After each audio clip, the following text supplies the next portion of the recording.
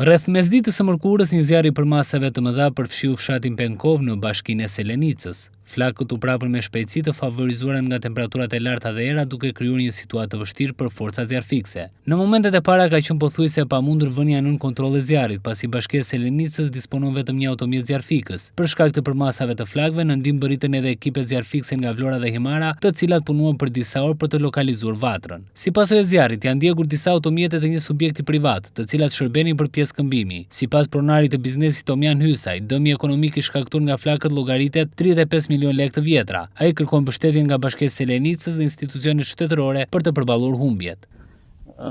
Më është bërë një dëm shumë i madh. Me këtë punë e ushqejmë fëmijës jetës, po të paktën brenda mundësive bashkia, shteti na ndihmoi, janë të paktën 100 makina, pjesëkëmbimi makinash të përdorura. Me këtë punë merreshim të ushqej fëmijët. Kjo është. Tani u shkatrova komplet. Po si minimumi të zësh një makinë 300.000 lekë. Këtu janë pak me 120 makina, i thonë 30 ca mijë euro, ose 35 milion lekë. Jo, vetëm pjesët. Pjesëkëmbimi? Po, pjesëkëmbimi. Mbaroj çdo gjë. Gjysmore dëm, përfundoi gjithçka. S'kish mundësi asnjë, as zjarrfikse asnjë. Shumë zjarr i madh. Të paktën duaj një ndihmë të vogël nga bashkia, nga shteti të më njojë dëmin të paktën. Se jemi mes katë rrugëve tani, ku do vemi. Shefi i emergjencave civile pranë bashkisë së Selenicës, Arqile Kokalli, bëri me dije se ndërhyrja për bashkët e zjarrfikseve nga Vlora, Selenica dhe Himara bëri të mundur lokalizimin e flakëve, duke shmangur përhapjen e mëtejshme të zjarrit në zona të tjera. Megjithatë, puna në terren vijoi deri në shurin e plotë të vatrave aktive dhe mbajtjen e situatës në kontroll. Situata është vënë në kontroll. Na erdhën në ndihmë mjetet zjarrfikses të Bashkia Himar dhe nga Bashkia Vlorë. Pothuajse aty zjarrin e kemi vënë në kontroll.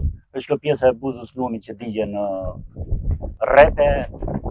E rëndësishme është që dy banesa që kishin këtu poshtë kanë shpëtuar, pa u dëmtuar, dhe banesat, nëse ato banesë zjarri do provonte lart, atëherë do kishim rrezik për fshatin Penkov.